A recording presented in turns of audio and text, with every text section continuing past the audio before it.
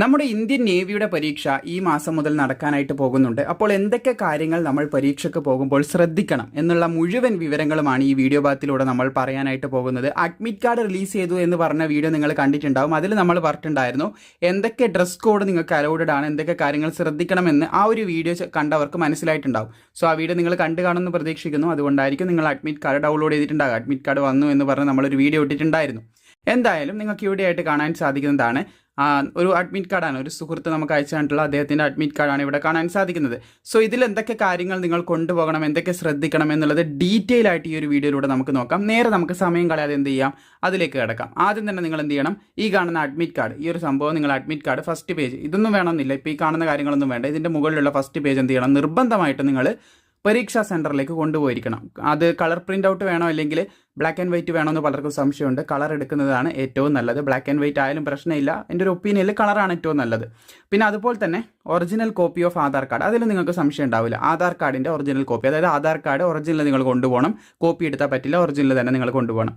പിന്നെ എല്ലാവർക്കും സംശയം വരുന്ന ഒരു കാര്യമാണ് ഡൊമിസൈൽ സർട്ടിഫിക്കറ്റ് വിത്ത് ഫോട്ടോഗ്രാഫ്. ഡൊമിസൈൽ സർട്ടിഫിക്കറ്റ് എങ്ങനെ കൊണ്ടുപോകണമെന്ന് പലർക്കും സംശയമുണ്ട്.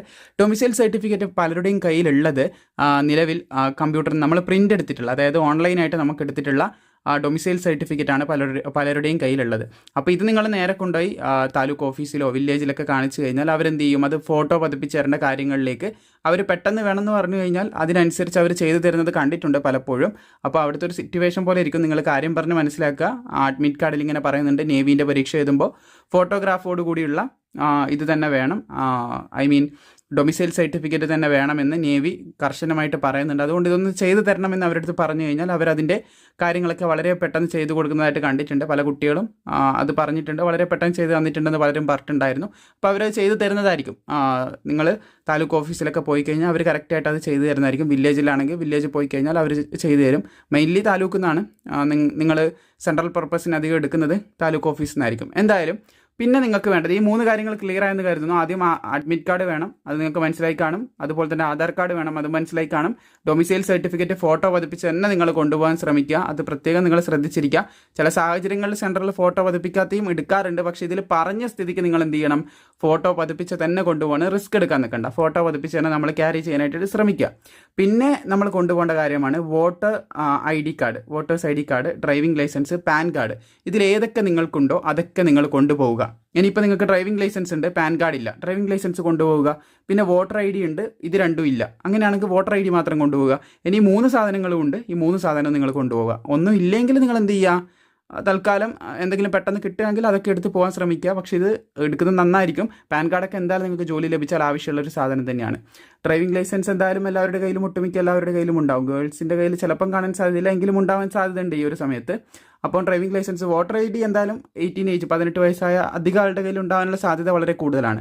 അപ്പോൾ ഈ കാര്യങ്ങൾ നിർബന്ധമായിട്ട് നിങ്ങൾ കൊണ്ടുപോകാനായിട്ട് ശ്രമിക്കണം. ഈ 3-ൽ ഏതെങ്കിലും 1 അല്ലെങ്കിൽ 3 ഉണ്ടെങ്കിൽ എങ്ങനെയാണോ അതനുസരിച്ച് നിങ്ങൾ കൊണ്ടുപോകുക. അതുപോലെ തന്നെ 10ാം ക്ലാസ്സിൻ്റെയും +2ൻ്റെയും സർട്ടിഫിക്കറ്റ് വിത്ത് ഫോട്ടോഗ്രാഫോട് കൂടിയിട്ടുള്ളത്. ഫോട്ടോഗ്രാഫ് എന്ന് ഉദ്ദേശിക്കുന്ന മാർക്ക് ഷീറ്റിൽ നിങ്ങളുടെ ഫോട്ടോ ഒക്കെ ഉണ്ടാവും, അതാണ് ഉദ്ദേശിക്കുന്നത്. നമ്മുടെ കേരളത്തിലുള്ളവർക്ക് മനസ്സിലാവും, നമുക്ക് സർട്ടിഫിക്കറ്റിൽ തന്നെ ഫോട്ടോഗ്രാഫും കാര്യങ്ങളൊക്കെ ഉണ്ടാവും. എന്തായാലും നമ്മൾ കോമൺ ആയിട്ട് പറയുമ്പോൾ 10ാം ക്ലാസ്സിൻ്റെയും +2ൻ്റെയും സർട്ടിഫിക്കറ്റ്, ഇനി നിങ്ങൾക്ക് 10ാം ക്ലാസ് മാത്രമേ ഉള്ളൂ എന്നാണെങ്കിൽ 10ാം ക്ലാസ്സിൻ്റെ സർട്ടിഫിക്കറ്റ് കൊണ്ടുപോവുക. അത്രയേ ഉള്ളൂ. അത് നിങ്ങൾക്ക് മനസ്സിലായെന്ന് കരുതുന്നു. അതായത് 10ാം ക്ലാസ് +2ൻ്റെ സർട്ടിഫിക്കറ്റ്. പിന്നെ 6ാമതായിട്ട് പറയുന്നത് 6 റീസെൻറ്റ് കളർ ഫോട്ടോഗ്രാഫാണ് പറഞ്ഞിട്ടുള്ളത്. അത് 1 മെയ് 2024 മുൻപ് എടുത്തതാവാൻ പാടില്ല എന്ന് പറയുന്നുണ്ട്. അതിന് ശേഷം എടുത്ത ഫോട്ടോഗ്രാഫേ കൊണ്ടുപോകാനായിട്ട് പാടുള്ളൂ. അതിപ്പം പുതുതായിട്ട് എടുത്തതായാലും പ്രശ്നമില്ല, അപ്ലോഡ് ചെയ്യുമ്പോൾ ഉള്ളത് തന്നെ വേണമെന്ന് പറയുന്നില്ല. കാരണം ഇവിടെ റീസെൻറ്റ് കളർ ഫോട്ടോഗ്രാഫ്സ് ആണ് പറയുന്നത്. 6 പറയുന്നുണ്ട്.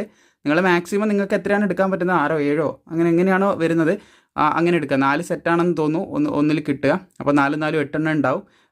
8 മിനിമം നമുക്ക് കിട്ടുമായിരിക്കാം.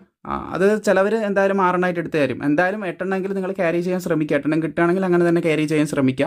ഫോട്ടോഗ്രാഫ് എന്തായാലും നിങ്ങൾക്ക് സെലക്ഷൻ്റെ മുന്നോട്ടേക്ക് ആവശ്യമുണ്ടാകും. കാരണം ഇവിടെ നമുക്കറിയാം 1 2 നോട്ടിഫിക്കേഷൻ ആയിരുന്നില്ല വന്നിട്ടുള്ളത്, എല്ലാത്തിൻ്റെയും നോട്ടിഫിക്കേഷൻ ഒരുമിച്ച് വന്നിട്ടുണ്ട്. ഈ ഒറ്റ എക്സാം നിങ്ങൾ എഴുതി കഴിഞ്ഞാൽ ഈ 3ലേക്കും കൂടിയുള്ള സെലക്ഷനാണ് നിങ്ങൾ ഒരുമിച്ച് നടത്താനായിട്ട് പോകുന്നത്. നമ്മൾ മുൻപ് അതിൻ്റെ വീഡിയോ ചെയ്യുന്ന സമയത്ത് കൃത്യമായിട്ട് ആ കാര്യങ്ങൾ ഓർമ്മിപ്പിച്ചിട്ടുണ്ടായിരുന്നു.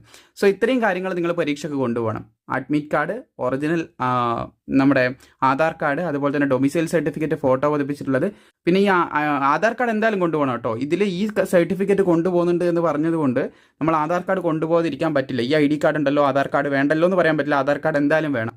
അപ്പം നാലാമതായിട്ട് പറയുന്നത് voter ID, driving licence, PAN card, ഇതിലേതെങ്കിലും ഒന്ന്. അതുപോലെ തന്നെ 10ാം ക്ലാസ് +2ൻ്റെ സർട്ടിഫിക്കറ്റ്, പിന്നെ പുതുതായിട്ട് എടുത്തിട്ടുള്ള 6 recent colour photograph, passport size photograph നമ്മൾ കൊണ്ടുപോകണം. ഇത്രയും കാര്യങ്ങളാണ് ഇമ്പോർട്ടൻ്റ് ആയിട്ട് കൊണ്ടുപോകേണ്ടത്. ബാക്കി നമ്മൾ ആധാർ കാർഡ് ഈസ് മാൻഡേറ്ററി എന്ന് പറയുന്നുണ്ട്, കൊണ്ടുപോകേണ്ട നിർബന്ധമാണ്. വെരിഫിക്കേഷൻ ആധാർ കാർഡ് തന്നെ വേണം. അതാണ് ഞാൻ തുടക്കത്തിൽ പറഞ്ഞിട്ടുള്ളത്.